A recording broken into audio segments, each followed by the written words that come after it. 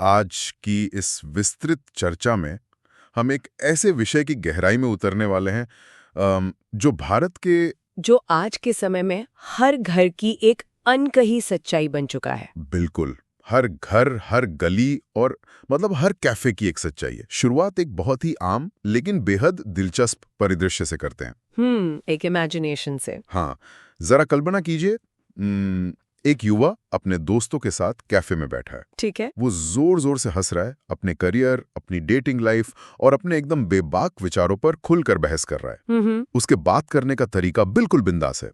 फिर वो अपनी बाइक या कार स्टार्ट करता है और घर की तरफ निकलता है। और यहीं से असली खेल शुरू होता है। एग्जैक्टली जैसे ही घर का दरवाजा करीब आता है, मानो एक अदृश्य स्विच ऑन हो जाता है। हाँ, वो जो एक इनविजिबल स्विच होता है दिमाग में। बिल्कुल, वो अपना फोन साइलेंट करता है, इंस्टाग्राम की वो स्टोरीज हाइड करता है जो रिश्तेदारों को नहीं दिखनी चाहिए। सही बात है। अपनी शर्ट के बटन ठीक करता है और चेहरे पर एक बेहद शांत संस्कारी भाव ले आता है। घर के अंदर कदम रखते ही वो एक आदर्श आज्ञाकारी इंसान बन जाता है। बाहर जो उसकी पूरी शख्सियत थी, उसकी जो पसंद नापसंद थी, वो घर की दहलीज के बाहर ही कहीं पार्क हो गई है। और ये कोई जासूसी फिल्म का अंडरकवर मिशन नहीं है। नहीं, बिल्कुल नहीं, ये आज की हकीकत है। हाँ, ये वो डबल लाइफ या दोहरी जिंदगी है जो आज भारत का एक बहुत बड़ा युवा वर्ग हर दिन जी रहा है। हर दिन। तो आज के इस डीप डाइव का हमारा मिशन यही समझना है कि परंपरा और पर्सनल फ्रीडम के बीच का ये जो कॉन्फ्लिक्ट है, ये इतना गहरा क्यों हो गया है। आज हमने जो आर्टिकल्स, रिसर्च और जो नोट्स खंगाले हैं ना, उनमें समाज के इस बदलते स्वरूप को ओशो के दर्शन के साथ जुड़कर देखा गया है, जो कि एक बहुत ही नया नजरिया देता है इस पूरी बहस को। बिल्कुल। तो हम ये डिकोड करने वाले हैं कि ये दोहरी जिंदगी आखिर क्यों जी जा रही है, इसकी मानसिक कीमत क्या है, और इसका कोई परमानेंट समाधान है भी या नहीं। बिल्कुल। तो चलिए इसे थोड़ा खोलकर समझते हैं। ये सच में एक बहुत ही फैसिनेटिंग टॉपिक है। मतलब अगर हम इस पूरे परिदृश्य को थोड़ा जूम आउट करके देखें ना, तो ये सिर्फ किसी एक लड़के या लड़की की कहानी नहीं है। नहीं, ये असल में पूरे समाज के एक ट्रांजिशन फेज यानी बदलाव के दौर की कहानी है। बदलाव का दौर। हाँ, जो रिसर्च हमने देखी है वो बहुत साफ तौर पे बताती है कि ये कोई मामूली अनबन नहीं है। ये दो पूरी तरह से अलग विचारधाराओं और दुनियाओं का सीधा टकराव है। दो अलग दुनियाएं, मतलब एक घर के अंदर और एक बाहर। एग्जैक्टली। एक तरफ हमारे पास सदियों पुरानी परंपराएं हैं जिनका एक अपना अलग इकोसिस्टम है, और दूसरी तरफ तेजी से बदलती हुई आधुनिकता जो ग्लोबल कल्चर से प्रेरित है। बिल्कुल। इन दोनों के ठीक बीच में आज का युवा खड़ा है और वो लगातार एक बैलेंसिंग एक्ट कर रहा है। वो दोनों नावों में पैर रखकर चल रहा है। हाँ, वो दोनों तरफ के लोगों को खुश रखना चाहता है और इसी कोशिश में ये दोहरी जिंदगी जन्म लेती है। और ये बैलेंस बनाना कितना मुश्किल और थका देने वाला काम है, ये बात इस बात से समझ आती है कि ये दोनों दुनियाएं असल में कितनी अलग हैं। बहुत अलग हैं। हाँ, मतलब जो घर की दुनिया है वो पूरी तरह से परंपरा और पारिवारिक उम्मीदों की नींव पर खड़ी है। जो आर्टिकल्स हमने देखे उनमें स्पष्ट रूप से बताया गया है कि घर के अंदर सम्मान, आज्ञाकारिता और वो जो लोग क्या कहेंगे वाले सामाजिक नियम होते हैं ना, हाँ, लोग क्या कहेंगे तो सबसे बड़ा फैक्टर है। बिल्कुल, उनका पालन करना सबसे ऊपर रखा जाता है। वहां परिवार की उम्मीदों का एक बहुत भारी और अलिखित दबाव होता है जो कहीं लिखा नहीं है पर महसूस सब करते हैं। सही कहा, अनकहा दबाव। और फिर आती है बाहर की दुनिया। घर के बाहर की दुनिया आधुनिक व्यक्तिवाद या कहें कि मॉडर्न इंडिविजुअलिटी की है। वहां आजादी है, खुद को एक्सप्रेस करने का स्पेस है और अपनी व्यक्तिगत पसंद को सबसे ज्यादा अहमियत दी जाती है। बिल्कुल। और यहाँ जो बात सबसे ज्यादा ध्यान खींचती है वो ये है कि जब ये दो अलग दुनियाएं आपस में टकराती हैं ना, तो क्या होता है? तो युवा अक्सर एक डिफेंस मैकेनिज्म डेवलप कर लेते हैं। Defence mechanism? इसे थोड़ा आसान भाषा में समझते हैं। हाँ, इसे समझने के लिए मनोविज्ञान का सहारा लिया जा सकता है। डिफेंस मैकेनिज्म यानी दिमाग का खुद को किसी भी तरह के खतरे या तनाव से बचाने का तरीका। अच्छा। ठीक वैसे ही जैसे कछुआ खतरा देखकर अपने मजबूत खोल के अंदर छिप जाता है ना। बहुत बढ़िया उदाहरण है ये। हाँ, वैसे ही आज का युवा घर के अंदर आज्ञाकारी होने का एक मजबूत मुखौटा पहन लेता है ताकि किसी भी तरह का क्लेश ना हो। क्लेश से बचने के लिए मुखौटा? बिल्कुल। वो घर में एक अलग व्यक्तित्व दिखाता है और बाहर एक बिल्कुल अलग इंसान बन जाता है। लेकिन यहाँ मैं थोड़ा डेविल्स एडवोकेट बनना चाहूंगा। हाँ, बताइए। एक सवाल उठता है किसी के भी मन में कि क्या घर में माता पिता की बात मानना, उनके बनाए नियमों का पालन करना या उनके सामने थोड़ा अदब से पेश आना, क्या ये सिर्फ एक मुखौटा है? अच्छा सवाल है। मतलब क्या इसे हम सम्मान या रिस्पेक्ट नहीं कह सकते? इस पूरी चीज को इतनी नेगेटिव रोशनी में क्यों देखा जा रहा है? आखिर बड़ों का आदर करना तो एक अच्छी बात है ना? ये सच में एक बहुत ही बेहतरीन सवाल है और इस अंतर को समझना बहुत जरूरी है। सम्मान और मुखौटे के बीच एक बहुत पतली लेकिन गहरी लकीर होती है। वो लकीर क्या है? देखिए, जब कोई इंसान सच्चे मन से किसी का सम्मान करता है तो वो अपने विचारों को नहीं मारता। अच्छा। वो अपनी बात आदर के साथ रख सकता है। लेकिन जब हम मुखौटे या डबल लाइफ की बात करते हैं तो वो सम्मान से नहीं बल्कि डर से पैदा होता है। डर? किस बात का डर? डर इस बात का कि अगर मैंने अपनी असली पसंद बता दी तो बवाल हो जाएगा।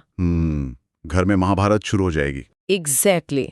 उदाहरण के लिए, अगर कोई इंसान करियर में कुछ अलग करना चाहता है या अपनी पसंद के जीवन साथी को चुनना चाहता है, हाँ, लेकिन वो सिर्फ इसलिए चुप है क्योंकि उसे पता है कि घर पर उसकी बात को सुना ही नहीं जाएगा, उसे सीधे खारिज कर दिया जाएगा। तो जब फैसले डर, दबाव और जजमेंट से बचने के लिए लिए जाते हैं तब वो सम्मान नहीं रहता। तब वो क्या बन जाता है? वो एक सर्वाइवल स्ट्रैटेजी बन जाती है। वो एक नाटक बन जाता है। कमाल का पॉइंट है। ये सच में ऐसा है जैसे कोई इंसान किसी थिएटर में दो अलग अलग किरदार निभा रहा हो। बिल्कुल, एक परफेक्ट एनालॉजी है ये, है ना? स्टेज के एक तरफ जब वो घर के सेट पर होता है तो वो एक संस्कारी किरदार निभाता है। उसे पता है कि इस सेट पर कौन से डायलॉग बोलने हैं, कैसे कपड़े पहनने हैं, हाँ, और किन टॉपिक्स पर बात तो बिल्कुल नहीं करनी है।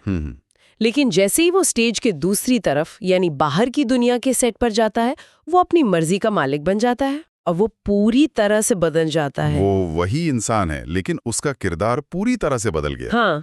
लेकिन एक सोचने वाली बात यह है कि ऐसा इसी पीढ़ी के साथ इतना ज्यादा क्यों हो रहा है? मतलब पहले भी तो पीढ़ियां थीं। इस सवाल का जवाब हमें समाज के इस अभूतपूर्व ट्रांजिशन में मिलता है। भारत जिस तेजी से पिछले 20-25 सालों में बदला है, वो हैरान करने वाला है। सच में बहुत तेजी से बदलाव हुआ है। हाँ, जो स्टडीज हमने पढ़ी हैं वे कुछ बहुत ही ठोस कारणों की तरफ इशारा करती हैं, जैसे कि internet, smartphone, global culture, higher education और बड़े शहरों की लाइफस्टाइल। इन सब ने नई पीढ़ी के सोचने के तरीके को जड़ से बदल दिया है। बिल्कुल जड़ से। आज के युवा के हाथ में पूरी दुनिया की जानकारी है। वो देख रहा है कि दुनिया भर में लोग कैसे जी रहे हैं, उनके पास कितने ऑप्शंस हैं। इससे युवाओं की आकांक्षाएं और उनकी दुनिया को देखने की नजर पूरी तरह से बदल गई है। ये बहुत ही दिलचस्प कॉन्ट्रास्ट है। मतलब आज के इंसान की जेब में पूरी दुनिया की नॉलेज है। हाँ। वो ग्लोबल मीम समझता है, ग्लोबल पॉलिटिक्स पर बात कर सकता है। लेकिन जब वो डाइनिंग टेबल पर बैठता है, तो माहौल मानो 1995 का हो जाता है। बिल्कुल सही कहा। एक तरफ तो युवा इतनी तेजी से आगे बढ़ रहे हैं, उनका नजरिया ग्लोबल हो रहा है, लेकिन दूसरी तरफ जो परिवार का स्ट्रक्चर है वो आज भी पुराने तौर तरीकों पर ही टिका हुआ है। ये पीढ़ियों के बीच का या कहें जनरेशन गैप का एक बहुत ही बड़ा रूप है। और इसी जनरेशन गैप के कारण वो डर पैदा होता है जिसका हमने अभी जिक्र किया था। वो बवाल होने का डर। हाँ। देखिए, माता पिता अक्सर ये मानकर चलते हैं कि जो तरीका उनके समय में सही था वही आज भी सही है। वे सुरक्षा और स्थिरता चाहते हैं। उन्हें स्टेबिलिटी चाहिए। बिल्कुल। दूसरी तरफ युवा हैं जिन्हें रिस्क लेना है, एक्सप्लोर करना है। युवाओं के मन में ये डर गहराई तक बैठ गया है कि अगर वे अपने रियल थॉट्स खुलकर परिवार के सामने रख देंगे तो घर का माहौल खराब हो जाएगा। उन्हें लगता है कि उनके माता पिता उन्हें कभी नहीं समझ पाएंगे। एग्जैक्टली। रिश्तों के टूटने का डर, माता पिता को निराश करने का अपराध बोध या गिल्ट। हाँ, वो गिल्ट बहुत बड़ा फैक्टर है। यही वो चीजें हैं जो उन्हें अपनी असली पहचान छिपाने पर मजबूर कर देती हैं। उन्हें लगता है कि सच बोलकर रोज रोज की बहस करने से तो लाख गुना बेहतर है कि दोहरी जिंदगी जी ली जाए। शांति भी बनी रहेगी और काम भी चलता रहेगा। बिल्कुल, एक शॉर्टकट है ये। लेकिन ये शांति सिर्फ बाहर से दिखती है ना, अंदर ही अंदर तो एक युद्ध चल रहा होता है, बहुत बड़ा युद्ध। और यहीं पर हमारी रिसर्च एक बहुत ही गंभीर विषय की ओर मुड़ती है, इस दोहरी जिंदगी की भारी मनोवैज्ञानिक कीमत, द साइकोलॉजिकल कॉस्ट। हाँ, बाहर से देखने पर भले ये लगे कि कोई व्यक्ति कितनी चतुराई से अपनी दो जिंदगियों को मैनेज कर रहा है, लेकिन अंदर ही अंदर इसका एक बहुत बड़ा मेंटल टोल पड़ता है। हम अक्सर आर्टिकल्स में कॉग्निटिव डिसोनेंस नाम के शब्द को पढ़ते हैं। हाँ, कॉग्निटिव डिसोनेंस। क्या इस स्थिति को भी कॉग्निटिव डिसोनेंस कहा जा सकता है? और अगर हाँ, तो इसे आसान भाषा में कैसे समझा जा सकता है? बिल्कुल, ये कॉग्निटिव डिसोनेंस का एक परफेक्ट उदाहरण है। अच्छा। अगर इसे बिल्कुल आसान भाषा में समझें तो ये दिमाग के अंदर पैदा होने वाला वो घर्षण या फ्रिक्शन है जो तब होता है जब आपके विचार और आपके काम आपस में मेल नहीं खाते। विचारों और कामों में टकराव। हाँ, मान लीजिए आप एक गाड़ी चला रहे हैं लेकिन आपने हैंड ब्रेक खींचा हुआ है। ओहो, ये तो गाड़ी आगे तो बढ़ेगी लेकिन इंजन पर बहुत ज्यादा जोर पड़ेगा, धुआं निकलेगा। हाँ, और वो कभी भी अपनी पूरी स्पीड नहीं पकड़ पाएगी। ये बहुत ही सटीक उदाहरण है। जब कोई इंसान दिन भर में 10 बार अपने विचार, अपना व्यवहार और अपनी भाषा बदलता है सिर्फ दूसरों को खुश करने के लिए, बिल्कुल, तो उसका दिमाग उसी हैंडब्रेक लगी गाड़ी की तरह थकने लगता है। लगातार 2 अलग-अलग प्रोफाइल मेंटेन करना, चाहे वो असल जिंदगी में हो या सोशल मीडिया पर। हाँ, ये इंसान को अंदर से खोखला कर देता है। ये थकावट तो सच में महसूस की जा सकती है श्रोताओं के द्वारा भी। ये एक ऐसा बैलेंसिंग एक्ट बन जाता है जो इंसान को अंदर से निचोड़ लेता है। सही बात है। हर वक्त ये सोचना कि कहीं मेरा बाहर वाला रूप घर वालों के सामने ना आ जाए, या कहीं मेरे किसी दोस्त ने घर पर कोई ऐसी बात ना कह दी जो मुझे छुपानी थी। ये तो लगातार एक पैराडॉक्स में जीने जैसा है। इस पूरी प्रक्रिया में एक बहुत बड़ा आइडेंटिटी क्राइसिस खड़ा हो जाता है। इंसान खुद शीशे के सामने खड़े होकर सोचने लगता है कि मैं असल में हूं कौन? बिल्कुल। क्या वो मेरा असली रूप है जो मैं घर में दिखाता हूं या वो जो मैं अपने दोस्तों के साथ बाहर होता हूं? और यही सबसे बड़ा नुकसान है इस डबल लाइफ का। वो कैसे? जब हम लंबे समय तक कोई मुखौटा पहनते हैं तो एक समय ऐसा आता है जब हम खुद भूल जाते हैं कि मुखौटे के पीछे हमारा असली चेहरा कैसा था। बाप रे, ये तो बहुत डरावना है। इंसान अपनी ही ऑथेंटिसिटी या असलियत से कटने लगता है। उसकी पूरी जिंदगी बस एक ऐसा प्रोजेक्ट बनकर रह जाती है जिसमें वो केवल दूसरों की उम्मीदों के चेक बॉक्स टिक कर रहा होता है। एग्जैक्टली। और यहीं पर जो आर्टिकल्स हमने ओशो के दर्शन के बारे में पढ़े हैं ना, हाँ, ओशो का नजरिया, वे इस चर्चा में गजब की गहराई लेकर आते हैं। हाँ, ओशो का दृष्टिकोण इस पूरी उलझन को एक नए चश्मे से देखने का मौका देता है। हमारी रिसर्च के अनुसार ओशो ने हमेशा प्रामाणिकता यानी ऑथेंटिसिटी पर बहुत जोर दिया है। बहुत ज्यादा। उनका मानना था कि जीवन तभी सही मायनों में सार्थक बन सकता है जब इंसान अपने सच्चे स्वरूप या ट्रू सेल्फ के साथ जीता है। ट्रू सेल्फ, हाँ। जब इंसान के भीतर जो चल रहा है वही बाहर भी हो, तभी वो एक सच्ची शांति का अनुभव कर सकता है। बिल्कुल। अगर इंसान सिर्फ समाज की स्वीकृति पाने के लिए या सोशल अप्रूवल के लिए मुखौटा पहनता है तो वो उस भीड़ का हिस्सा बन जाता है जिसका अपना कोई चेहरा नहीं होता। ये दर्शन सुनने में जितना गहरा है, इसे जीना उतना ही मुश्किल भी है। वो तो है। ओशो का स्पष्ट मानना था कि समाज हमेशा आपको एक सांचे में ढालने की कोशिश करेगा। मोल्ड करने की कोशिश। हाँ, समाज को आज्ञाकारी लोग पसंद हैं क्योंकि उन्हें कंट्रोल करना आसान होता है। बिल्कुल सही बात है। लेकिन अगर आप लगातार समाज को खुश करने की कोशिश करते रहें तो आप अपने खुद के प्रति एक अपराध कर रहे हैं। अपने ही खिलाफ अपराध। हाँ, आप अपनी आत्मा की आवाज को दबा रहे हैं। लेकिन यहाँ एक बहुत ही महत्वपूर्ण बात को समझना जरूरी है। वो क्या? अक्सर लोग जब ऑथेंटिसिटी या सच्चे स्वरूप की बात सुनते हैं ना, तो वे इसका बहुत ही उग्र या अग्रेसिव मतलब निकाल लेते हैं। बिल्कुल, मुझे लगता है कि ये एक बहुत बड़ी गलतफहमी है समाज में। हाँ, कई लोगों को लगता है कि प्रामाणिकता का मतलब है घर वालों से बगावत कर देना, हर छोटी बात पर झगड़ा करना या बिना सोचे समझे सारे नियम तोड़ देना और कहना कि मैं तो ऐसा ही हूँ। हाँ, मैं तो ऐसा ही हूँ कहकर हर किसी से टकरा जाना। क्या ओशो का दर्शन इसी बगावत की वकालत करता है? एकदम नहीं। और यही इस पूरी फिलॉसफी का सबसे खूबसूरत हिस्सा है। अच्छा। ऑथेंटिसिटी का मतलब घर वालों से लड़ना या समाज का दुश्मन बनना बिल्कुल नहीं है। ओशो के अनुसार बगावत या रिबेलियन भी अक्सर सिर्फ एक रिएक्शन होता है। रिएक्शन कैसे? जब आप सिर्फ विरोध करने के लिए विरोध करते हैं ना, तब भी आप समाज से ही बंधे हुए हैं। आप बस उसकी उल्टी दिशा में भाग रहे हैं। ये बहुत ही पावरफुल पॉइंट है। मतलब आप अभी भी उसी के इर्द गिर्द घूम रहे हैं। बिल्कुल। इसके उलट ऑथेंटिसिटी पूरी जागरूकता यानी अवेयरनेस के साथ अपनी व्यक्तिवादिता को समझने की एक गहरी प्रक्रिया है। अवेयरनेस के साथ? हाँ, ये खुद को जानने और ये स्वीकार करने के बारे में है कि आपकी अपनी एक अलग पहचान है।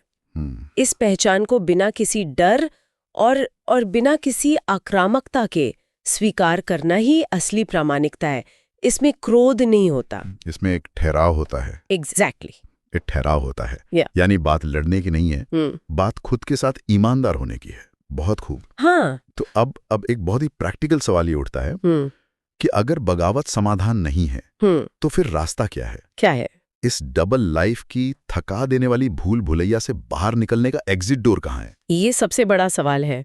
क्योंकि भारत आज जिस दौर से गुजर रहा है वहाँ एक तरफ नई पीढ़ी है जिसे हर हाल में आजादी चाहिए, उसे एक्सप्लोर करना है, और दूसरी तरफ पुरानी पीढ़ी है जिसे स्थिरता चाहिए, जो चाहती है कि परिवार और समाज का ढांचा सुरक्षित रहे। बिल्कुल। ये फ्रीडम बनाम स्टेबिलिटी का एक बहुत ही क्लासिक क्लैश है। समाधान कभी भी टकराव या कॉन्फ्रंटेशन में नहीं मिल सकता। लड़ाई में तो बिल्कुल नहीं मिलेगा। हाँ, अगर दोनों पक्ष अपनी अपनी जगह पर अड़े रहे तो केवल दूरियां ही बढ़ेंगी और संवाद के सारे दरवाजे बंद हो जाएंगे। सही बात है। जो स्टडीज हमने एनालाइज की हैं, वे एक स्वर में ये रेखांकित करती हैं कि असली समाधान सिर्फ और सिर्फ संवाद में है। डायलॉग, बातचीत। हाँ, एक दूसरे से बात करने में, और सबसे जरूरी एक दूसरे को सुनने में है।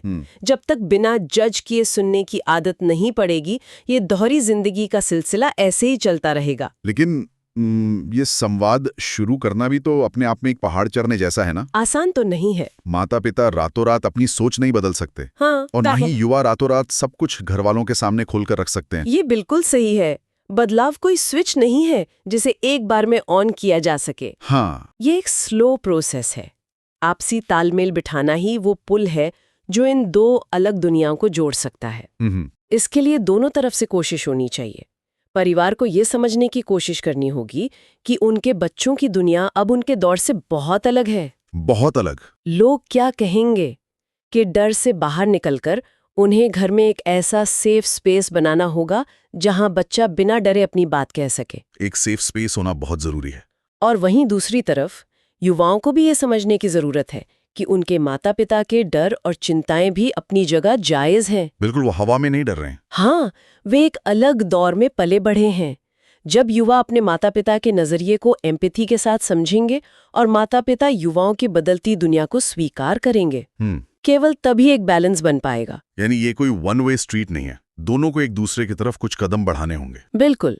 और जब ये सेफ स्पेस बन जाता है तो किसी को भी अपनी आइडेंटिटी छुपाने के लिए कोई डिफेंस मैकेनिज्म या मुखौटा इस्तेमाल नहीं करना पड़ेगा। सही बात है। चलिए, अब तक की इस पूरी चर्चा को थोड़ा समराइज करते हैं। हाँ। आज के इस डीप डाइव में हमने देखा कि दोहरी जिंदगी जीना आज के युवाओं की एक बहुत बड़ी और कड़वी सच्चाई बन चुका है। हाँ। घर के अंदर के संस्कार और बाहर की मॉडर्न लाइफस्टाइल के बीच फंसा युवा एक ऐसी गाड़ी चला रहा है जिसका हैंड ब्रेक लगा हुआ है। इस कॉग्निटिव डिसोनेंस से बचने के लिए ओशो का दर्शन हमें याद दिलाता है कि ऑथेंटिसिटी ही शांति का रास्ता है। और ये ऑथेंटिसिटी बगावत से नहीं बल्कि अवेयरनेस और संवाद से आती है। बिल्कुल। सबसे बड़ी चुनौती यही है कि इस कंफ्यूजन से बाहर निकलकर अपने अंदर क्लैरिटी लाई जाए। और ये क्लैरिटी केवल तभी आती है जब हम अपनी जिंदगी की सच्चाई को स्वीकार करते हैं। इस चर्चा की अहमियत बहुत व्यापक है।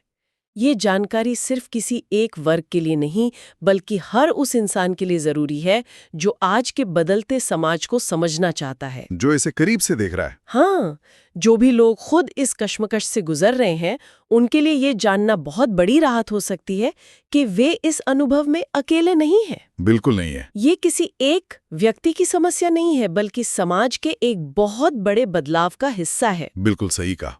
अपनी जिंदगी को एक ऑथेंटिक दिशा में ले जाना बहुत जरूरी है, क्योंकि अंत में सबसे गहरी आजादी वही होती है जब कोई इंसान अपने सच्चे स्वरूप के साथ बिना किसी डर या मुखौटे के जी सके। और इस गहन अध्ययन को समाप्त करने से पहले एक ऐसा विचार है जो हमारी रिसर्च से ही निकल कर आता है। अच्छा। हाँ, लेकिन सोचने के लिए एक बिल्कुल नया और थोड़ा उकसाने वाला आयाम देता है। बताइए।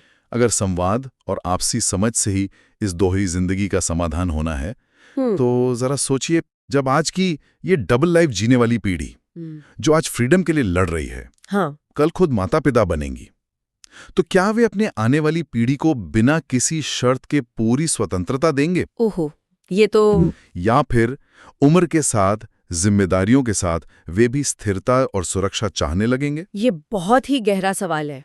क्या ऐसा तो नहीं कि ये परंपरा बनाम आजादी का चक्र फिर से एक नए रूप में शुरू हो जाएगा? इतिहास शायद खुद को दोहराता है। बिल्कुल। ये एक ऐसा सवाल है जो समाज के भविष्य की एक बिल्कुल नई तस्वीर पेश करता है, जिस पर हर इंसान को गहराई से विचार करना चाहिए। बिल्कुल। तो आज के लिए बस इतना ही। मिलते हैं अगले डीप डाइव में।